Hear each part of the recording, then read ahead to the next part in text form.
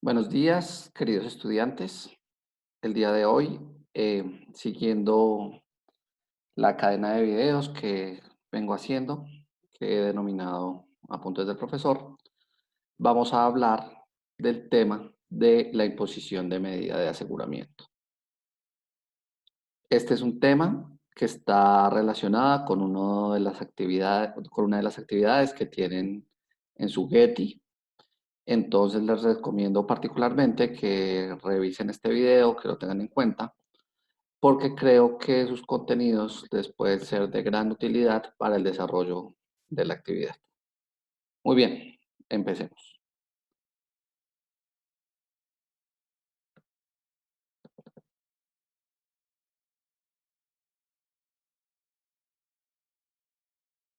A ver, ya.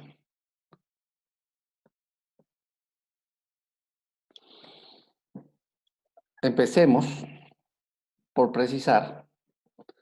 que la institución de la imposición de medidas de aseguramiento y en especial la imposición de una detención preventiva es una de las medidas más polémicas y más complejas, pero también por lo tanto más interesantes, que se pueden discutir en el ámbito del proceso penal. Y esto es así porque en ella, en la decisión sobre la imposición de la medida de aseguramiento, se encuentra una tensión valorativa fundamental. Esta tensión es la necesidad y la posibilidad que establece el ordenamiento jurídico de restringir la libertad de un ciudadano, y no solo la libertad, sino un amplio abanico de derechos fundamentales, pero ese ciudadano, en el marco del proceso, no puede considerarse formalmente como responsable o como culpable en términos penales. Y esto es así porque no se ha emitido contra él una sentencia condenatoria y por lo tanto frente a él todavía aplica el principio de presunción de inocencia. Entonces, ¿cómo legitimar que se imponga una restricción de la libertad a una persona que, de acuerdo con los principios procesales fundamentales, consideramos inocente? Esa es la gran tensión que orienta toda la discusión sobre las medidas de aseguramiento y que, por tanto, la hace una institución, digamos, que tiene muchos matices y muchas contradicciones valorativas. En este nivel un poco más abstracto, vale la pena referirse al maestro Ferrajoli, que ustedes saben que es un autor que para mí es muy importante y considero su libro Derecho y Razón como una obra magnífica en el ámbito del derecho procesal penal contemporáneo. Ferrajoli plantea eh, efectivamente que la institución como tal de la detención preventiva y de la limitación de la libertad durante el proceso es absolutamente ilegítima e inadmisible, precisamente porque no se puede justificar de ninguna manera que una persona sobre la que no tenemos el, la certeza de responsabilidad penal en los términos que nos permite epistemológicamente el proceso, pueda ser privada de la libertad. La posición de Ferrajoli es, digamos, bastante radical, se ubicaría en un punto polar que es la imposición de medidas de aseguramiento es completamente ilegítima y está bellamente ilustrada en, en las páginas 551 a 561 de Derecho de Razón, que les recomiendo altamente. Pero lo cierto es que en la práctica es difícil sostener que, por lo menos en algunos casos excepcionales, no sea necesario restringir la libertad de personas antes de que haya una condena en firme por diversos motivos. Pero de cualquier manera es un texto muy importante porque nos ilustra la gran problemática que involucra la imposición de una medida de este tipo. Asimismo, en esa misma línea, pero un poco más matizada, la Corte Constitucional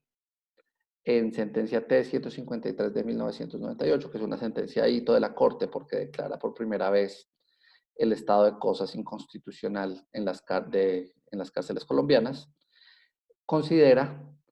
que en virtud del principio de presunción de inocencia, la detención preventiva se debe aplicar exclusivamente como medida extrema. Es decir, que por regla general debe primar la libertad de las personas que debemos considerar inocentes de acuerdo con las reglas procesales y solo de manera excepcional y en circunstancias muy específicas debe ser procedente o posible que se restrinja esta en virtud de ciertos fines procesales. Además, en esta misma sentencia, la Corte nos aclara o nos da un panorama de cómo se da la restricción de los derechos fundamentales con la imposición de una medida de aseguramiento, en este caso especialmente de detención preventiva en establecimiento carcelario. Y allí la sentencia nos aclara que evidentemente este tipo de medida de aseguramiento implica una suspensión de unos derechos fundamentales, como son la libertad física y la libertad de locomoción, e incluso los derechos políticos, que quedan suspendidos. Por otro lado, quedan restringidos otro tipo de derechos fundamentales, como el derecho a la intimidad personal y familiar, el derecho a la reunión, el derecho a la asociación, el derecho al libre desarrollo de la personalidad y a la libertad de expresión, y quedan restringidos porque por la naturaleza de la sanción no se pueden ejercer de la misma manera eh, en que se ejercen pues, cuando una persona está en libertad en la calle. Pero aclara la Corte, y esto es uno de los puntos más importantes, que otro grupo de derechos, tales como la vida e integridad personal, la dignidad, la igualdad, la libertad religiosa, el derecho al reconocimiento de personalidad jurídica, el derecho a la salud, el derecho al debido proceso y el derecho de petición, mantienen su incolumnidad. ¿Qué significa esto? Que a pesar de que una persona se encuentre privada de la libertad, goza del pleno ejercicio de estos derechos. Y el Estado, como garante de las circunstancias en que una persona se encuentra privada de la libertad, debe respetar y garantizar que estos derechos efectivamente puedan ser realizados por parte de todas las personas recluidas. Esto es bien relevante porque precisamente la circunstancia del estado de cosas inconstitucional en las cárceles lo que pretende mostrar es que estos derechos que deberían garantizarse a todas las personas recluidas eh, se vulneran sistemáticamente y se afectan sistemáticamente dada la situación fáctica de las cárceles colombianas. Esta sentencia, como ven ustedes, es del año 1998, pero tiene plena vigencia porque las circunstancias vitales de las cárceles colombianas siguen estando en una situación muy deplorable y muy problemática. La Corte finalmente aclara que un derecho que no se ve afectado por la imposición de la medida de aseguramiento es la presunción de inocencia. Y esto obliga a que los jueces justifiquen en cada caso la orden de detención preventiva y obliga a que en términos del tratamiento en reclusión que se le da a las personas privadas de la libertad, se trate de manera diferenciada a los sindicados o personas que se les aplica la detención preventiva y a las personas condenadas. ¿Por qué? Porque a uno se les ha vencido su derecho a la presunción, su presunción de inocencia y a otros no. A otros la medida solo se les está imponiendo por razones procesales temporales, pero su presunción de inocencia sigue incólume. Aquí vemos entonces una tensión también entre la consagración constitucional, entre el diseño institucional ideal de la figura de la detención preventiva y la práctica de la misma, en donde la realización de los distintos derechos se da en distintos niveles y la práctica pues genera una afectación general del abanico de derechos fundamentales que no está contemplada normativamente. Bien, teniendo ese marco general de la discusión valorativa, entremos a la regulación procesal concreta. En el video anterior, en el que hablábamos de la formulación de imputación, precisamos que hay un momento procesal específico en el que se suele tomar la decisión tanto sobre la legalización de la captura como sobre la formulación de imputación y sobre la imposición también de la medida de aseguramiento. Y este momento es el que se denomina en la práctica procesal el triple combo o la audiencia concentrada en que se discuten estas tres cosas.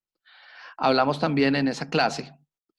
que la formulación de imputación es el requisito necesario en el proceso. En todo caso, en que se quiera avanzar en el proceso, se tiene que realizar una formulación de imputación,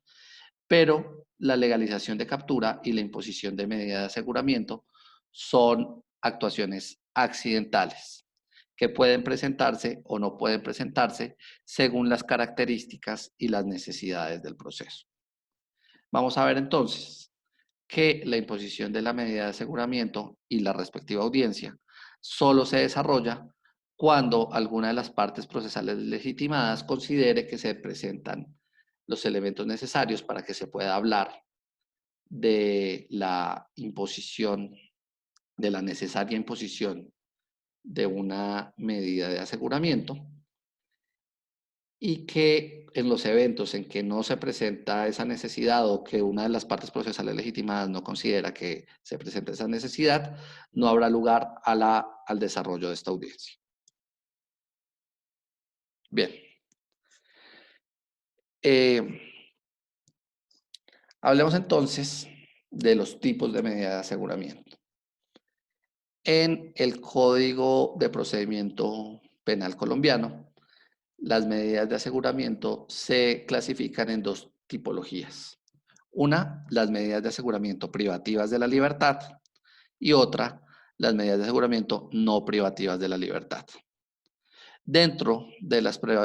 privativas de la libertad, que es en la práctica donde se centra la mayor parte de la discusión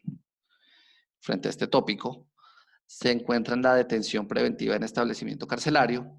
y la detención preventiva en la residencia señalada por el imputado. Mientras que las no privativas de la libertad se encuentran reguladas en el artículo 307, literal B, del Código de Procedimiento Penal, y son varias. Dentro de ellas podemos encontrar la obligación de someterse a un mecanismo de vigilancia electrónica, la obligación de someterse a la vigilancia de una persona o institución determinada, la obligación de presentarse periódicamente, la obligación de observar buena conducta individual, familiar y social, la prohibición del salir del país o del lugar en el cual se reside en algún ámbito territorial, la prohibición de concurrir a determinadas reuniones y lugares, la prohibición de comunicarse con determinadas personas, la prestación de una caución real adecuada, es decir, lo que en el lenguaje común y en las películas llamamos la fianza, el pago de una fianza, la prohibición del salir del lugar de habitación en unas horas determinadas, que puede ser entre las 6 p.m. y las 6 a.m., y etcétera. Entonces tenemos, por un lado, las privativas de la libertad y por el otro, las no privativas de la libertad. En el artículo se establece como regla que las medidas de aseguramiento privativas de la libertad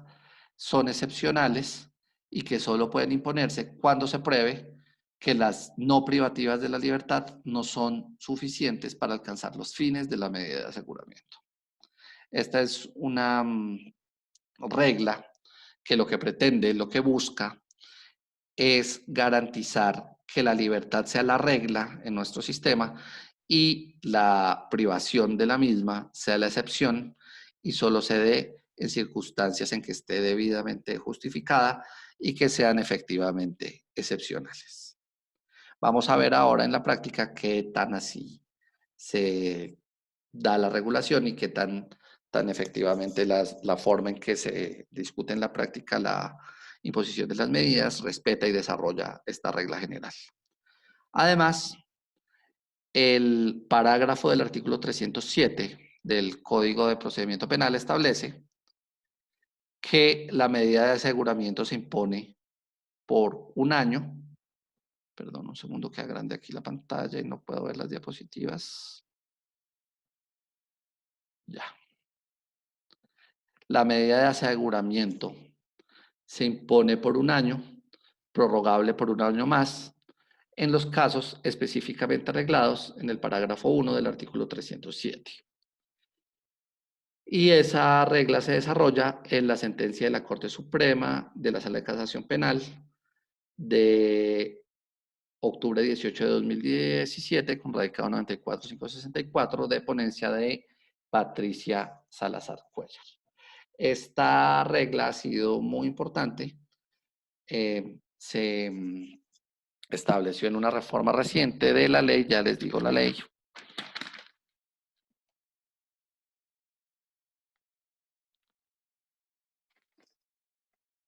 de la ley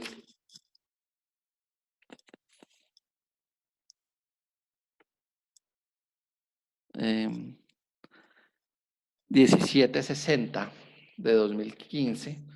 y es relevante porque impone un límite temporal a la duración de las medidas de aseguramiento y obliga a que los juicios se desarrollen de manera rápida si se pretende tener a la persona privada de la libertad, y que en el caso en que el juicio sea, digamos, los distintos trámites procesales se demoren excesivamente,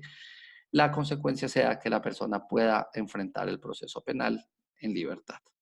Esto es un desarrollo importante del derecho fundamental que vimos cuando hablamos del debido proceso al plazo razonable. Además, tiene en cuenta esta norma la diferencia entre ciertos delitos y, por lo tanto, para delitos de mayor peligrosidad, define un límite temporal mayor, que es de 3 o 4 años, según lo específicamente arreglado en el artículo 307A del Código de Procedimiento Penal.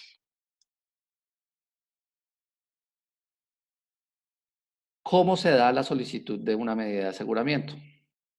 La solicitud de medida de aseguramiento, en los términos del artículo 306, exige que la Fiscalía realice la solicitud correspondiente ante el juez de control de garantías. También esa solicitud puede realizarla la víctima, de acuerdo con la sentencia C-209 de 2007, y el Ministerio Público, que suele tener en el marco del proceso más o menos las mismas facultades de la defensa y de la víctima, en este caso no está facultado para solicitar la medida de aseguramiento autónomamente, pero sí está facultado para participar en el debate que se da en la audiencia y para asumir la posición que considere pertinente. Esto de acuerdo con la sentencia T-293 de 2013. La solicitud que realiza ya sea la Fiscalía o la víctima debe incluir la persona pues, frente a la cual se solicita la medida de aseguramiento, el delito en virtud del cual se solicita y los elementos de conocimiento, los elementos de prueba, medios probatorios, etcétera, necesarios para sustentar la medida y su urgencia. Es decir, en el marco de la audiencia se tiene que realizar una argumentación sólida por parte de la parte o interviniente que solicita la medida para justificar las razones de por qué la misma es procedente en el caso concreto. Además, en el trámite de esta audiencia de solicitud de medida de aseguramiento, se debe garantizar a la defensa realizar la contradicción correspondiente y se debe garantizar a las víctimas y al Ministerio Público la participación planteando las observaciones que consideren necesarias frente a la audiencia respectiva. Y en este caso, el juez de garantías tiene la competencia, la facultad de evaluar la solicitud de medida de aseguramiento realizada por alguno de los sujetos legitimados y de determinar si es viable o no la imposición de la medida. Es decir, en este caso, la decisión con respecto a si se impone o no la medida de aseguramiento depende de la evaluación y de la posición que asuma el juez de control de garantías. Ojo, que esto es diferente del escenario de la imputación que vimos en el video anterior, en donde el juez de control de garantías era un mero director de la audiencia, pero en ella no contaba este funcionario con la facultad de improbar o de rechazar la imputación, aun cuando no cumpliera con sus requisitos en términos sustanciales. En este caso, el juez de garantías sí cuenta con la facultad y con la posibilidad de tomar la decisión con respecto a la imposición o no de la medida de aseguramiento. Además, esto no está en la diapositiva, pero la decisión que toma este juez de garantías, en este caso, es susceptible de recurso de reposición y de recurso de apelación en virtud de las reglas generales que se establecen en cuanto a la procedibilidad de estos tipos de recursos que ya vimos en la clase correspondiente. Bien, entremos ahora a la parte, digámoslo así, un poco más técnica de la medida de aseguramiento, que es el esquema básico en virtud del cual o siguiendo el cual se da la discusión sobre su procedibilidad o no. Este esquema es en alguna medida más complejo de aquellos que estamos acostumbrados a utilizar en las discusiones en el proceso penal. Por eso hay que revisarlo con mucho cuidado y con mucha atención. Y sobre todo, desarrollarlo analíticamente, de manera separada, cada uno de los criterios, para poder hacer un juicio adecuado y ordenado de la misma. Entonces, por un lado, tenemos los requisitos generales para la imposición de la medida de aseguramiento, que tienen un aspecto objetivo y aparte un aspecto subjetivo o unos fines de la medida. Por un lado se evalúa el aspecto objetivo, que ya vamos a ver, y por el otro el aspecto subjetivo o los fines. Son dos juicios distintos que se tienen que hacer. Pero además de estos requisitos generales, se tiene que hacer una evaluación con respecto a los requisitos específicos para la imposición de medida de aseguramiento, que pueden ser los necesarios para imponer una detención preventiva en establecimiento carcelario o para evaluar la procedencia de una imposición de medida de aseguramiento no privativa de la libertad. Hay unos requisitos específicos para cada uno de estos tipos de medida de aseguramiento que se deben evaluar de manera separada. Y además, se tiene que evaluar de manera alternativa los requisitos específicos para que proceda la sustitución de medida de aseguramiento de detención preventiva en establecimiento carcelario por la detención en lugar de residencia. En ese caso, son unos criterios específicos desarrollados en la ley para que se pueda dar esta sustitución. Entonces, tenemos por un lado los requisitos generales para la imposición de medida de aseguramiento, por otro lado, los requisitos específicos, ya sea para detención en establecimiento carcelario o para no privativa de la libertad, y en el caso en que queramos que proceda la detención en el lugar de residencia, se tiene que evaluar, después de haber visto que proceden los requisitos de detención preventiva en establecimiento carcelario, que se presentan también los requisitos para sustituir esa medida por la de detención en lugar de residencia. Sé que esto es un poco complejo, pero así está organizado en la ley y tenemos que seguir este esquema de criterios para poder hacer una argumentación adecuada en este escenario. Vamos a parar 2 minutos el audio mientras tomo agüita y ya continuamos. Muy bien, continuamos.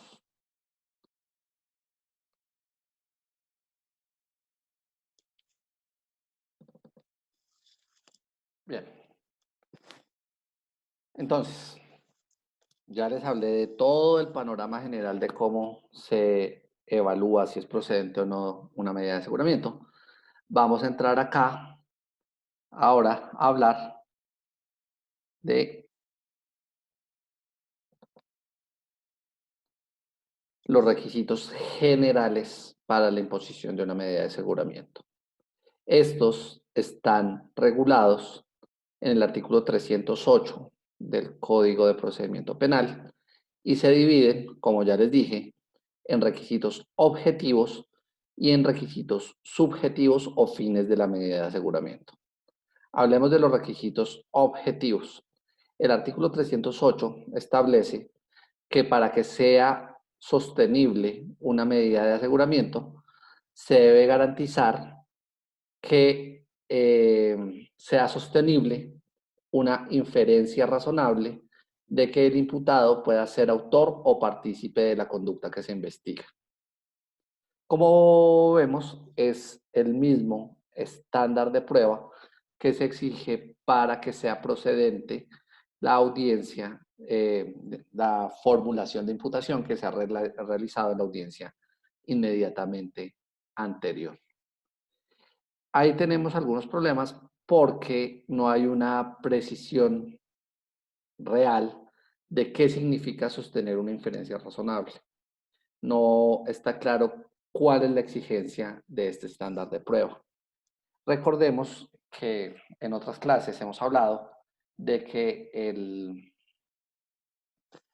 el derecho procesal penal colombiano establece distintos estándares de prueba para distintas actuaciones. Tenemos entonces los motivos razonablemente fundados que ya trabajamos en su momento para los registros personales, para los allanamientos, para en general las actuaciones que se dan en la etapa de indagación. Tenemos la inferencia razonable que se exige en la audiencia de imputación y como vemos ahora en la audiencia de imposición de medida de aseguramiento. Tenemos la probabilidad de verdad, de la que hablaremos cuando estemos en la audiencia de acusación. Y tenemos la certeza más allá de la duda razonable, que es el estándar más alto que se exige en juicio. Sabemos que estos estándares están organizados progresivamente, que es más exigente la inferencia razonable que los motivos fundados, que es más exigente la probabilidad de verdad que la inferencia razonable, que es más exigente el estándar del juicio que todos los estándares anteriores, pero no tenemos una precisión certera de qué es lo que exige cada estándar. Y por lo tanto, la verdadera exigencia probatoria en cada escenario es bastante indeterminada. De cualquier forma, la discusión que se da en la audiencia de medida de aseguramiento, por lo menos en los términos desarrollados por la jurisprudencia constitucional, va a ser un poco más rica que es la que se da en la audiencia de imputación, en razón a que en esta audiencia se da la posibilidad de una discusión probatoria un poco más desarrollada que en la audiencia de imputación. Recordemos que cuando hablamos de la audiencia de imputación, vimos que uno de sus grandes problemas es que no se permitía el descubrimiento y contradicción efectivo de la prueba en que se sostenía la inferencia razonable para realizar la imputación realizada, sino que en ella bastaba con que se denunciaran los elementos materiales probatorios. Es decir, que se mencionaran, que se refirieran, pero no que se practicaran, se contradijeran, se sometieran a inmediación del juez, etc. En la audiencia de imputación, de acuerdo con ciertas reglas desarrolladas, por ejemplo, por la sentencia C-1194 de 2005, que de hecho simplemente plantea una frase, y muy especialmente por la sentencia C-163 de 2019, que desarrolla la idea de debido proceso probatorio, parece claro que existe la necesidad de que efectivamente la inferencia razonable se sustente en medios de prueba y que estos medios de prueba sean sometidos a contradicción en el marco de la audiencia, que la defensa pueda presentar contraprueba, que en fin se dé un debate probatorio como debe ser en el marco de la audiencia. Igual, las reglas de la discusión probatoria en el marco de la audiencia de medida de aseguramiento sorprendentemente no se desarrollan de manera precisa ni en la ley ni en general en la jurisprudencia y por lo tanto este asunto viene siendo muy lentamente desarrollado por la práctica procesal. De cualquier manera, vayamos a la regla general y es que para que sea procedente la medida de aseguramiento, se tiene que, en primer lugar, sostener la inferencia razonable de posible autoría o participación de la persona a la que se le pretende imponer la medida, eh, pues en el marco del proceso. Y esto es muy importante porque es un asunto que se suele dejar en segundo plano en la discusión. Nos solemos entrar en los fines de la medida de aseguramiento, pero nos olvidamos de que además es necesario y hay una carga argumentativa muy importante que se debe cumplir por parte del órgano acusador, por regla general, y es que se sostenga objetivamente la posibilidad de responsabilidad penal del procesado en el caso. Y esa argumentación tiene que sustentarse efectivamente en medios de prueba. Bien. El esquema de la argumentación frente a este requisito objetivo seguirá el que hablamos en cuanto a la audiencia de imputación. Se tendrá que precisar la premisa subjetiva, el sujeto al que se le pretende imponer la medida, se tendrán que precisar unos hechos relevantes, se tendrá que precisar una premisa jurídica, que es la imputación concreta en términos jurídicos que se le hace al procesado, el delito que se considera que comete, teniendo en cuenta todas sus circunstancias, agravantes, atenuantes, agravantes genéricas o circunstancias de mayor punibilidad y menor punibilidad, grado de comisión de la conducta, nivel de autoridad y participación, bueno, etcétera. Todos los niveles de la teoría del delito, en términos de la necesidad de una imputación de responsabilidad, tendrán que ser tenidos en cuenta a la hora de la premisa jurídica para sostener la inferencia razonable en la medida de aseguramiento. Además, entonces tendremos que tener la dimensión probatoria, que es la que les estaba hablando, es decir, los elementos de prueba que sustentan la posible, que pueden ser tenidos en cuenta como verdaderos los hechos que se narran y la relación en todos estos para sostener en últimas la inferencia razonable. Bien, eso en cuanto a los requisitos objetivos, pero además, para la procedencia de una medida de aseguramiento, se exige que la misma sirva para uno de los fines que se consideran legítimos en la regulación procesal. Esto es bien interesante porque nos lleva a la discusión que se centra en que la medida de aseguramiento no es pena y por lo tanto su finalidad no puede ser represiva, no puede ser castigar, no puede ser retribuir o no puede ser preventiva en los términos en que se plantean los fines o finalidades de la pena, sino que deben ser unas finalidades excepcionales y estrictamente relacionadas con, con las necesidades del buen desarrollo del proceso. Así,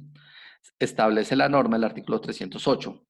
que los fines que pueden legitimar la imposición de una medida de aseguramiento son que la medida sea necesaria para evitar la obstrucción de la justicia, que el imputado constituya un peligro para la seguridad de la sociedad o de la víctima,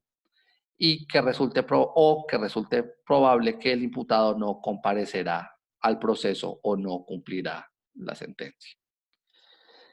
Entonces, se tiene que garantizar el requisito objetivo, pero además que al menos uno de estos fines se desarrollen con la medida de aseguramiento y sean necesarios para que se garanticen estas ideas procesales fundamentales. La evaluación de si alguno de estos fines efectivamente se desarrollan con la medida de aseguramiento se da a partir de unos criterios que expresamente desarrolla la ley y que ya vamos a ver para cada caso. Pero además aclara la jurisprudencia amplísimamente y en particular en la sentencia que les muestro en la diapositiva, que se tiene que hacer un test de proporcionalidad, un juicio de proporcionalidad en el caso concreto para valorar si la medida es efectivamente idónea, necesaria o proporcional en el sentido proporcional en el sentido estricto. Allí ven ustedes que todo este tema del test de proporcionalidad, que trabajamos ampliamente cuando hablamos de los registros personales, inspecciones corporales, etcétera, no solo sirve para ese escenario en concreto en donde lo discutimos, sino que es un eje transversal que nos permite hacer la evaluación de la procedibilidad de distintas medidas que se toman a lo largo del proceso penal. Y por eso este tema del test de proporcionalidad lo deben manejar ustedes pues muy bien. Hablemos del primero de los requisitos o de los fines de las medidas de aseguramiento, que debe ser que aquella sea necesaria para evitar la obstrucción de la justicia. El código en el artículo 309 desarrolla esta finalidad y nos plantea que para que sea procedente se deben presentar motivos graves y fundados que permitan inferir que el imputado puede interferir de algún modo con los medios de prueba o que inducirá a los coimputados a que se comporten de manera desleal o reticente o que dificultará la actuación de los funcionarios o intervinientes. En general, se plantea que será necesaria la medida de aseguramiento cuando de no imponerse la medida correspondiente, el procesado pueda afectar el adecuado desarrollo del proceso, ya sea ocultando pruebas, ya sea amenazando potenciales testigos, ya sea afectando la actuación de los funcionarios a partir de amenazas, de sobornos, bueno, lo que sea. Un buen ejemplo de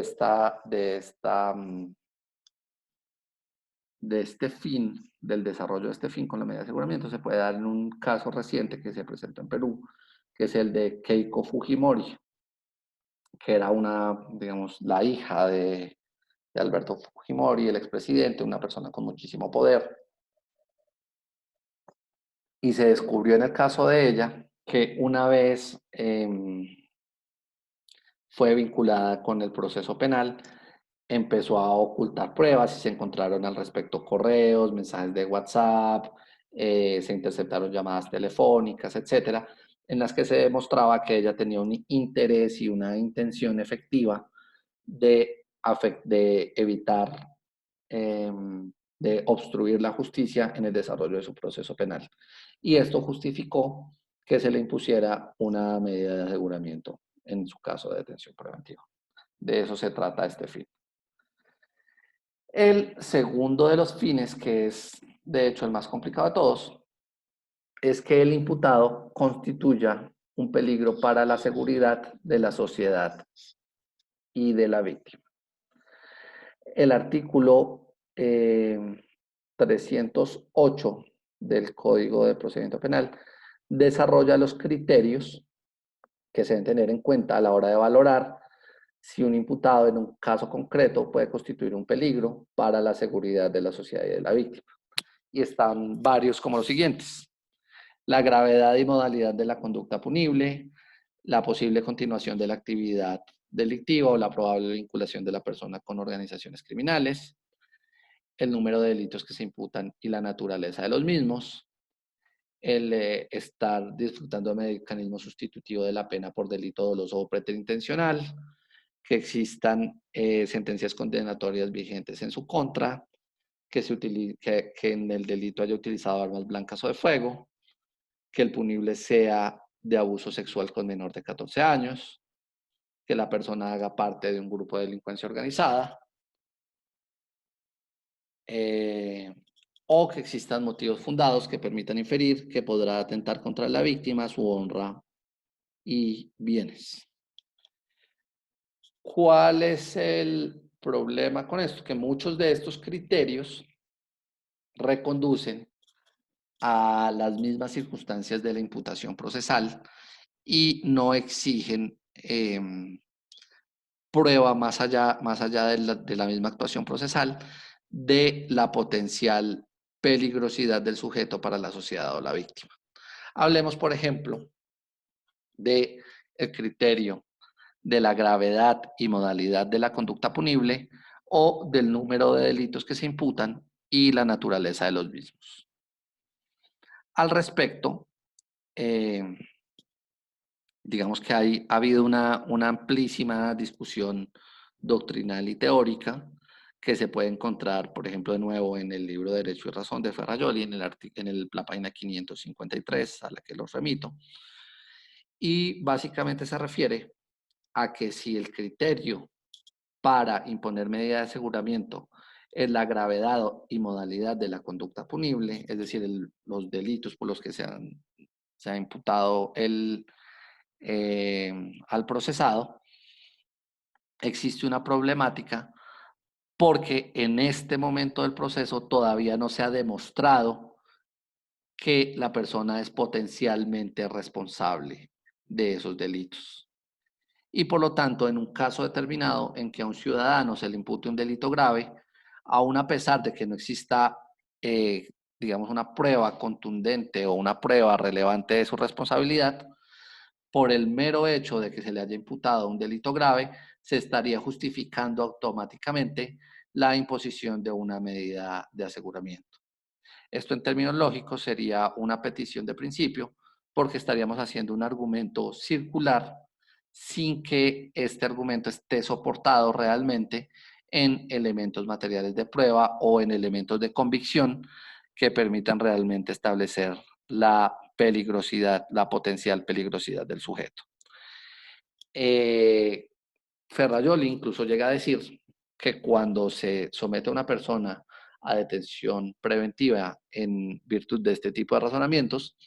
estamos invirtiendo la regla de la presunción de inocencia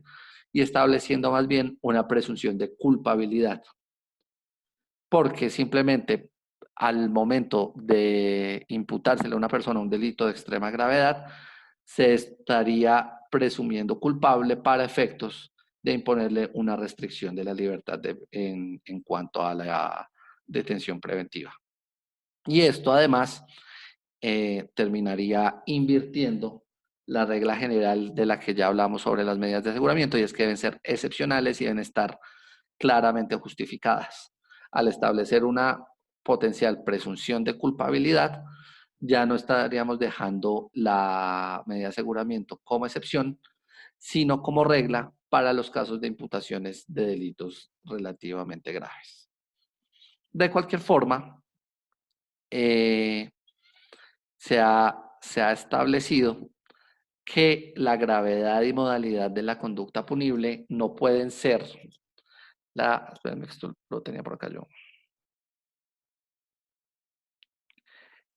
No puede ser la única circunstancia que justifique la imposición de la medida de aseguramiento, sino que ésta debe soportarse además en otras circunstancias adicionales. Pero de cualquier manera, que el criterio como tal sea la gravedad de la conducta punible es algo que es muy discutible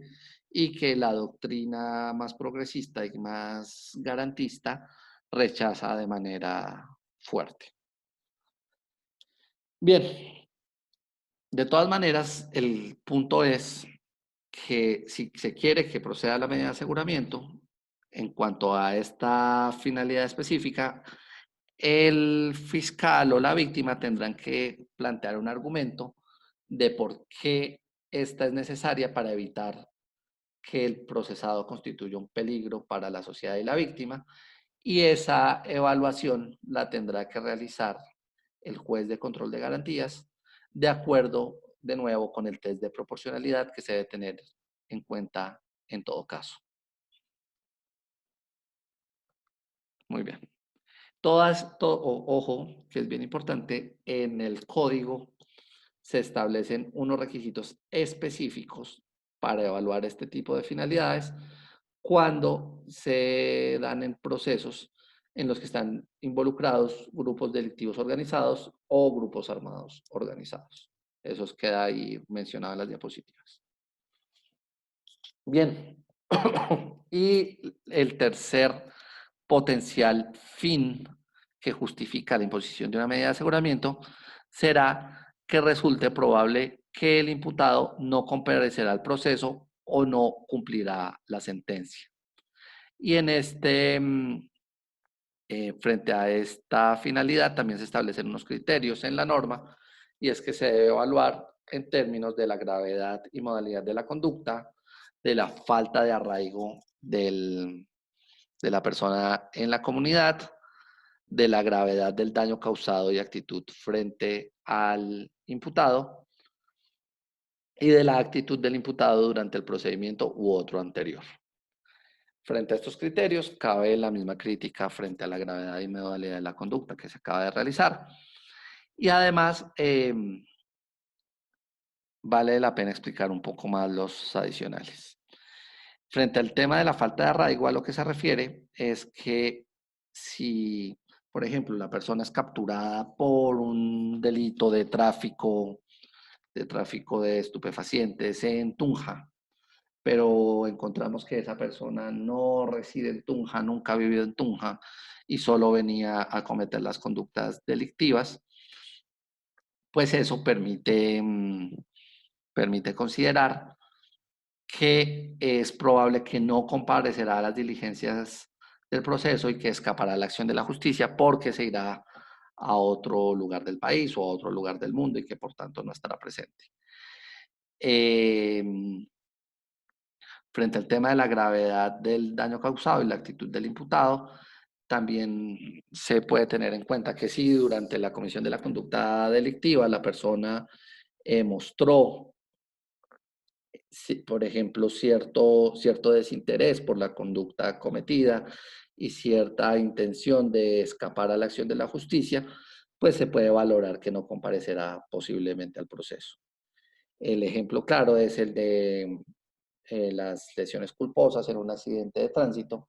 en el que el sujeto que comete la conducta escapa del lugar de los hechos y presumimos que trata de evadir la acción de la justicia. Esa actitud puede revelar que, o puede ser un criterio para establecer que tenga la intención de no comparecer al proceso o de no cumplir la sentencia. Y lo mismo se da frente al último criterio, que es la actitud del imputado durante el procedimiento u otro anterior. En todo caso, el tema en este punto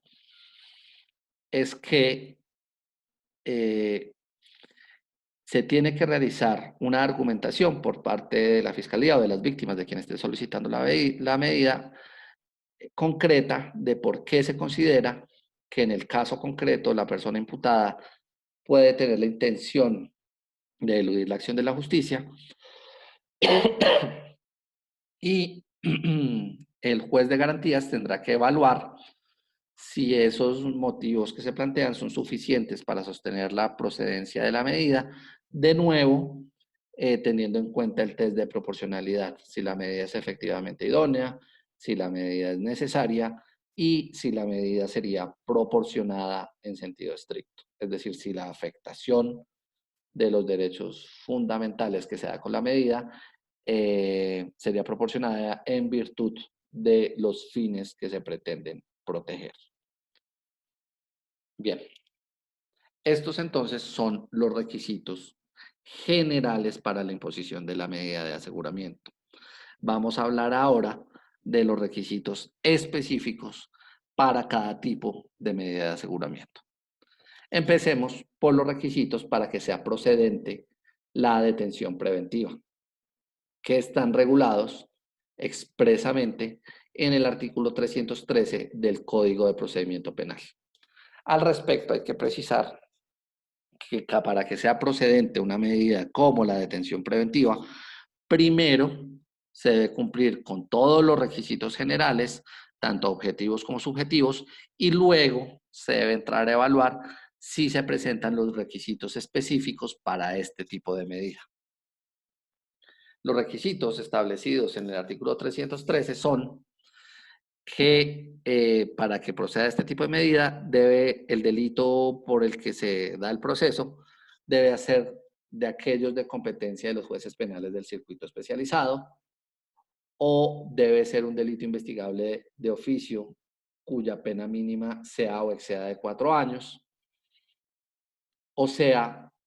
un delito contra los derechos de autor cuando la cuantía supere los 150 salarios mínimos legales mensuales vigentes, o si no se cumple ninguno de estos tres, que la persona haya sido capturada por delito o contravención dentro de los 3 años anteriores, contados a partir de la nueva captura o imputación, siempre que no se haya presentado la preclusión o la absolución en el caso precedente. Como vemos, estos son claramente requisitos objetivos, en términos de que fácilmente se puede evaluar si se cumplen o no en un caso concreto, de acuerdo con la imputación efectivamente realizada. Bien, pero además el artículo 314 nos consagra los requisitos para que se pueda dar la sustitución de la detención preventiva en establecimiento carcelario por la detención en el lugar de residencia de la persona imputada. Aquí hay también una serie de requisitos expresamente establecidos y son que se puede presentar la sustitución correspondiente cuando cuando para los fines de la medida de aseguramiento sea suficiente la detención domiciliaria en oposición a la de establecimiento, a la detención en establecimiento carcelario, y eso debe ser justificado por la parte que solicita la sustitución, y también por algunos requisitos objetivos, como que el imputado sea mayor de 65 años, de acuerdo con su personalidad y la naturaleza del delito, o que a la imputada, en este caso, le falten 2 meses para el parto o 6 meses, o que esté dentro de los 6 meses siguientes al nacimiento de un hijo, o casos de enfermedades graves previo dictamen de médicos oficiales, o que la persona que solicita la sustitución sea madre o padre, cabeza de familia, de hijo menor, o que sufriera incapacidad permanente. Y de cualquier manera, el artículo 314 aclara que hay unos delitos específicos frente a los que no procederá la sustitución de la detención preventiva, aun cuando se cumplan estos requisitos, pero la sentencia C-318 de 2018 precisa que aun que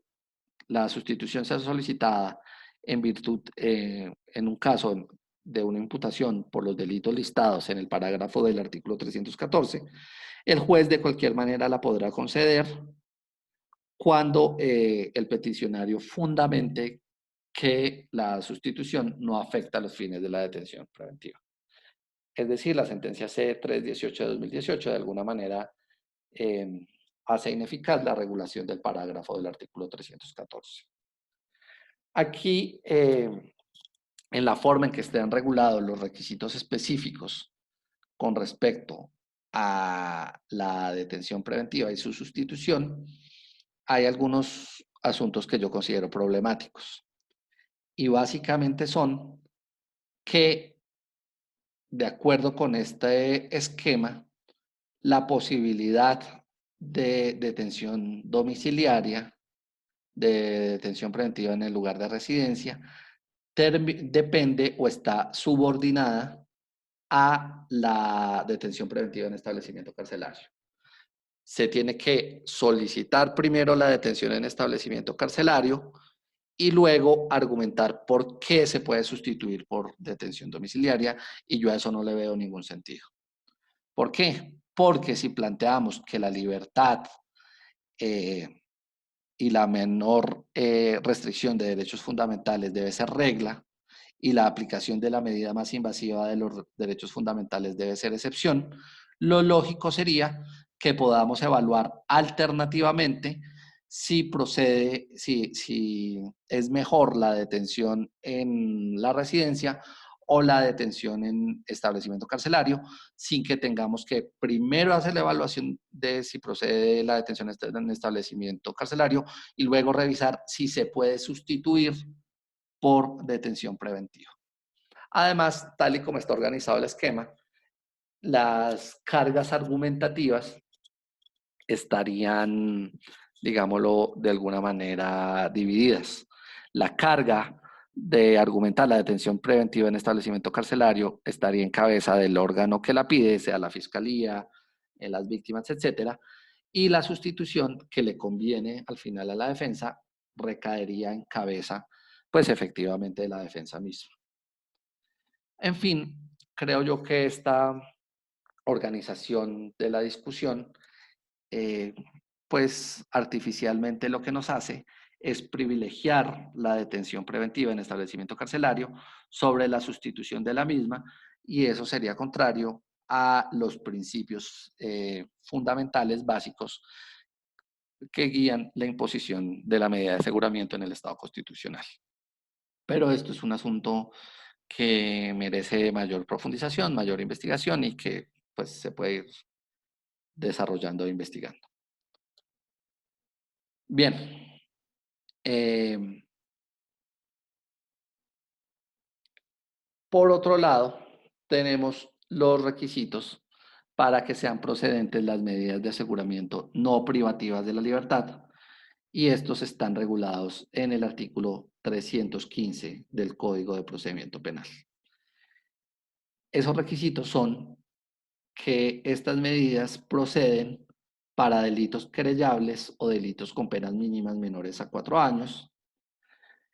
y se precisa que se pueden imponer una o varias de estas medidas que se consideren razonables o proporcionadas, y además que en el caso de que no se cumpla con una de las actuaciones que exige una medida de aseguramiento no privativa de la libertad, esta podrá ser sustituida por otra no privativa o por detención domiciliaria.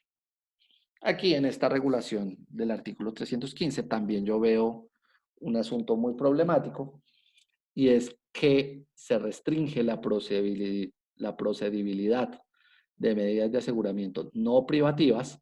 a unos delitos muy específicos, que son los que tengan penas mínimas menores de 4 años, y por lo tanto,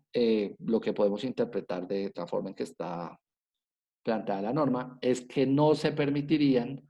para delitos con penas mínimas mayores. Y eso de nuevo creo yo que va en contravía de la orientación general de las medidas de aseguramiento, y es que las no privativas sean regla y las privativas de la libertad sean excepción, y que al final se tenga que hacer una valoración de acuerdo con qué tan necesaria es cada tipo de medida para cumplir con las finalidades, eh, digamos, procesales y constitucionales. Al restringir esta norma el campo de acción de las no privativas de aseguramiento, está planteando como regla general para otro tipo de delitos la restricción de la libertad. Y creo yo que es fácilmente pensable que en casos, aún con penas mínimas mayores de 4 años, sea en ciertas ocasiones mucho más proporcionada la imposición de una medida de aseguramiento no privativa de la libertad sobre una privativa de la libertad. Eh, bien, en general entonces creo yo que vale la pena revisar la estructura de cómo está organizada la regulación de las medidas de aseguramiento en relación con las finalidades declaradas de las mismas y en relación con el principio general de que la libertad debería ser regla dada la presunción de inocencia de la persona en este momento procesal, mientras que la restricción de la misma debería ser excepcional. Pero creo que en este momento lo que a ustedes más les interesa es entender cómo está regulada de manera precisa la institución actualmente y ese es el esquema que se sigue. El artículo 318 del Código de Procedimiento Penal regula la solicitud de revocatoria de la medida de aseguramiento y aclara que cualquiera de las partes puede solicitar la revocatoria o sustitución de la medida de aseguramiento cuando haya elementos para inferir razonablemente que han desaparecido los requisitos del artículo 308. Esto nos aclara una cosa muy importante de la naturaleza de las medidas de aseguramiento y es que son provisionales. Cuando se impone una medida de aseguramiento, esto no quiere decir que vaya a ser definitiva y que se tenga que sostener durante todo el decurso procesal hasta que haya una sentencia condenatoria o absolutoria, etcétera, sino que esta se debe imponer mientras sea necesaria, mientras sirva para la realización de uno de los fines procesales relevantes. Si ya no hay elementos que justifiquen la realización de esos fines por la medida de aseguramiento, si la medida deviene innecesaria, puede revocarse perfectamente. Y esa revocatoria o sustitución puede solicitarse a lo largo del proceso. Asimismo, vale precisar que si bien el momento donde ordinariamente se solicita la medida de aseguramiento es inmediatamente después de la formulación de imputación, esto no es una exigencia legal. La medida de aseguramiento puede solicitarse cuando se considere necesaria. Tiene como requisito que ya se haya formulado la imputación, pero no tiene que solicitarse inmediatamente después, sino que puede solicitarse en otro momento procesal más avanzado. Por ejemplo, en un caso determinado se imputó por un delito X y el fiscal consideró que en ese momento no era necesaria la solicitud de una imposición de medida de aseguramiento, pero con la investigación posterior se verifica que la conducta que se cometió era mucho más grave de lo que inicialmente se pensaba y eso hace que el fiscal más adelante considere que sí es necesaria la medida de aseguramiento. En ese caso, sin ningún problema, puede solicitar la audiencia ante el juez de control de garantías y puede requerir que se imponga ya sea detención preventiva en cualquiera de sus modalidades o una medida no privativa de la libertad, según las necesidades que contemple el fiscal con respecto al caso. Bien, para cerrar, la imposición de la detención preventiva en establecimiento carcelario implica entonces que a una persona que aún no consideramos culpable la vamos a mantener detenida en una institución estatal. En la normatividad internacional, que además ha sido recogida por la jurisprudencia de la Corte Constitucional, se establece que a estas personas que han sido detenidas por este motivo no se les puede dar el mismo tratamiento penitenciario del que se da a las personas condenadas, precisamente porque al detenido preventivamente en el marco del proceso no se le ha vencido su presunción de inocencia. Y por lo tanto, estas normas establecen que los detenidos preventivamente deben estar separados de los condenados en el lugar de reclusión y deben ser sometidos a un tratamiento penitenciario distinto. Esto está clarísimamente consagrado en las normas internacionales, pero hasta donde va mi conocimiento no se respeta en la práctica. Hace ya algunos años que no voy a una cárcel, pero la última vez que fui, las personas que entrevisté, que eran personas detenidas preventivamente, estaban en el mismo lugar de reclusión que los condenados, que además eran lugares pues en que no se respetaban los derechos mínimos, había un hacinamiento de un porcentaje muy relevante, las personas detenidas preventivamente, igual que los condenados, corrían eh, varios riesgos al estar en la prisión, su integridad todo el tiempo estaba amenazada, etcétera. Incluso recuerdo yo que iba a entrevistar a mi cliente en ese momento, que era una persona detenida preventivamente, y él me pedía que ya no fuera más a la cárcel porque el camino entre el lugar donde estaba recluido y el lugar donde nos teníamos que entrevistar era realmente muy peligroso y allí podía sufrir un atentado contra su vida. Eh, y esto pone de presente de nuevo, la gran tensión con la que iniciamos esta clase, y es que a personas a las que no les hemos demostrado su responsabilidad penal, las sometemos a unas circunstancias en donde no solo restringimos los derechos fundamentales eh, propios de una reclusión, sino que les restringimos y les afectamos de manera grave todo el abanico de derechos fundamentales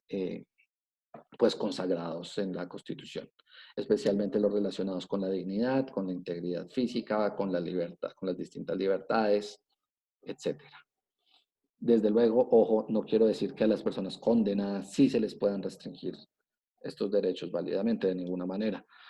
pero la situación es más grave aún con las personas detenidas preventivamente porque no hemos verificado que sean responsables y que merezcan ningún tipo de sanción.